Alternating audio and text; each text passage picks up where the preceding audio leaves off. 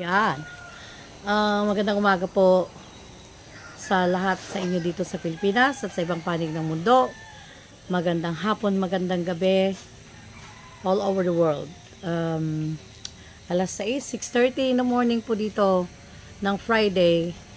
At magbibideo po muna ako saglit bago tayo akyat sa Baguio at mamimili ng mga items na pwedeng ibalik sa Amerika. So, tayo po ay nakatayo sa tabi ng aking mga orchids. Marami na po tayong mga naitanim na orchids dito. But anyway, gusto ko lang pong mag-update sa itong pinagawa namin na dirty kitchen is tapos na po. Kaso hindi pa tapos yung flooring niya. At of course, siguro ito ang magiging project natin later on na lagyan ng mga backsplash itong dirty kitchen na pinagawa natin. So, I'll show you kung saan ba ito connected. Ano ang advantage ng may dirty kitchen sa wala. So, tara po, i-tour ko kayo. Okay, so ito po, andito tayo sa area papuntang kitchen. Gusto ko lang ipakita sa inyo ang isa sa mga safety feature na pinalagay ko dito sa bahay is that, ayan, smoke alarm. Pero actually ito, smoke alarm carbon monoxide alarm. So, binili ko po ito sa Costco. Dalawang alarm sa isang box. Ayan po. Pero isa pa lang yung pinapalagay ko. So, nandito ang stove, ang gas range, na kahit may bintana tayo dito, pag magluluto ka dito sa loob ng bahay, buksan mo lang yung bintana. At again, just in case of fire or smoke na makalimutan mo, nasa labas ka, may ginagawa ka, habang nagluluto, meron pong alarm. At it had already worked nung may ginisa ako dito. Okay. So, ito po, sa loob ng bahay. Bakit po ako nagpagawa ng dirty kitchen? So, ito yung door. And then, ito po, pinagawa ko ito na dirty kitchen. Ayan. Ayan po. Pinalagyan din natin yan ng ceiling. Buksan natin yung ilaw. Ayan po, may ceiling din siya. At gusto namin ipa-tiles ang sahig. Kaso nga lang hindi nakabalik ang aming contractor. Kaya gahol na sa oras. So, saka na lang namin ito ipapa-tiles. At dito rin magagamit yung mga pinagtabasan or yung mga excess na mga tiles at gagawin nila na crazy cut. So, ayan, may panggagamitan po tayo ng mga extra na tiles or yung mga naritaso na tiles. So, at the same time, ito na rin yung ginawa nating laundry room. So, nandito ang ating washing machine. At itong mga bintana, ang ginawa na po namin dito is bumili na lang po kami. Ready-made na po yan sa City Hardware. Meron na rin po siyang screen. Meron na po siyang grill at window. Ayan, meron po tayong dalawang window dito at yung ating maliit na stove at ang ating mga naglalakihang mga ayan, mga suka, toyo, mga ganyan. At dito rin nakalagay ang ating mga kawali, kaldero at kung ano-ano pang mga bagay-bagay. Dito na po natin nilagay sa extension ng bahay na ginawa natin na dirty kitchen. Meron din po tayo ditong moving or mobile na sink. At ayan, dinikit lang po namin yan. Ayan, para makalabas yung tubig. At of course, meron tayong nilagay din dito na source of water. So, okay. At dahil gusto ko sanang magpagawa later on ng slab dito kung saan pagpapatungan ng stove. Pero right now, kahit nasa PVC table yan, nilagyan namin siya ng tiles at yan nakaibabaw, kaya safe po yan. So, bakit ako nagpagawa ng dirty kitchen? Is because ayaw po ng asawa ko na nagpriprito sa loob ng bahay. gusto niya yung, gusto niyang kumain ng pritong tuyo, pritong isda, pero ayaw niya yung amoy ng mga napiprito sa loob ng bahay dahil didikit daw sa kanyang mga damit. So, kaya po tayo gumawa ng additional extension dito sa bahay. Ito ang dirty kitchen. At isa pa, napansin ko na tuwing may okasyon dito sa bahay, pwedeng magluto dito, pwedeng magluto sa loob. Kaya nagiging mabilis kahit pa ilang putahe po yung lulutuin ninyo. Right. So, hold on. I'll show you more. So, ayan po. Okay.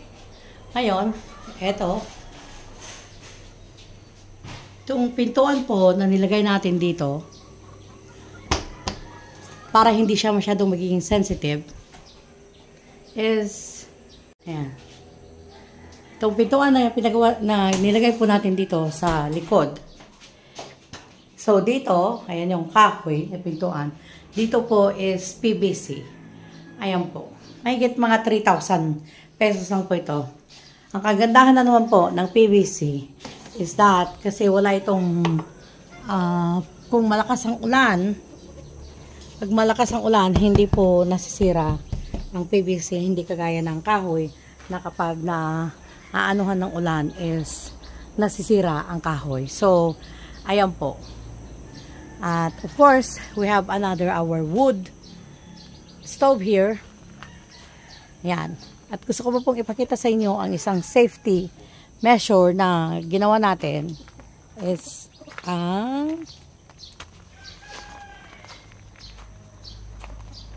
ginawa po natin is inilabas natin ang mga gas. So, at least dito open air siya. Dapat igawan yan ng paglalagyan para ma-lock daw. Hindi pa nagagawa. So, ayan. Nilagyan, temporary po yan. Nagsinimento. Yung pinagganyanan, pinagpatungan. At syempre dalawa yung stove natin sa bahay. So, ibinutas po yan. Ayan yung hose niya. At binutas naman sa kabila. So, parang dito lang sa labas yung malaki ang butas, pero sa loob po is halos wala kang makita na butas doon kung hindi yung yung cable lang or yung tubo lang o anong tawag dyan ng gas. So, ayan po. Isa na naman po na safety feature na pinagawa natin to make sure na you never know. Kaya kahit nakabukas ang tangke is at least nandito sa open air at hindi po sa loob ng bahay. Napaka-importante po kasi napapanood ko dito sa Pilipinas na maraming mga instances kung saan sumasabog ang gas. So, yan. Ayan. Ito po yung pinagawa po natin ng yero na bubong. Ang ating dirty kitchen. Napakaganda yung pagkagawa. Ayan po. So, itong mga to na ginamit, ito rin yung mga tira na mga PVC pipes. PVC panels na ginamit sa kesame, sa ceiling. And then, bumili na rin tayo ng pang-outside na lamp. Yan po. Maganda sana kaso yan lang ang available na outside lamp. Yan, naglagay po tayo ng both side. At nilagyan natin ng dusk till dawn na bumbilya. Ang ibig sabihin po niyan, sa mga hindi nakakalam ng dusk till dawn, magsisindi na po siya ng kanya ng dapit hapon at mamamatay na po siya ng kanya ng pagmaliwanag na. So, hindi mo na kinakailangan mag-switch. Just in case nakalimutan mo, mag-iilaw na po siya ng kanya. Siyempre, nandito po tayo sa may likod, sa kabukiran. At wala namang problema sa mga taga-amin dito. But kung minsan may ang nangyayari po dito, kung may nangyayari man pong nakawan is galing po sa ibang mga baryo at pwede silang pumasok dito sa kabukiran dito kasi nandyan lang po yung main highway dyan. Kaya kailangan safety po tayo. Ang isa pa po na safety feature na nilagay ko dito sa bahay is meron po kaming pinalagay na 4 sides po na security camera. Solar panel security camera. Ayan po siya. Ayan. So, nagro-roving po yan na security camera at lahat ng corner ng bahay, hagip po ang buong bahay. So, let's say for example, nandun kami sa Amerika, is makikita namin ang mga nangyayari dito po sa labas ng bahay. So, yun po. At marami pa tayong magiging update later on kasi nga po, marami pa tayong mga pwedeng gawin. In the meantime, tayo po ay mag-harvest ng mga kamatis. Ayan, marami na po tayong na-harvest dito kaya parang ano na, nag-give up na kasi masyado na tayong maraming na-harvest na kamatis. Ito na lang, sili. Ayan, mag-harvest din tayo ng sili mamaya. Kung kayo po ay nagtatanim ng sili dito sa Pilipinas, gustong-gusto ng mga ibon at mga manok, kaya po naglagay po ako ng net para hindi po hindi po tayo uunahan ng ibon at saka ng manok. But anyway, maraming salamat po sa inyong panonood at tuloy na pagsuporta. Thank you for watching. Thank you for commenting. Napaka-importante po na mag-comment kayo, mag-like. At kung pwede po sana pakishare na rin. At maraming salamat po. Please subscribe sa mga hindi pa nagsusubscribe and hit that notification bell. Because napakalaking tulong po.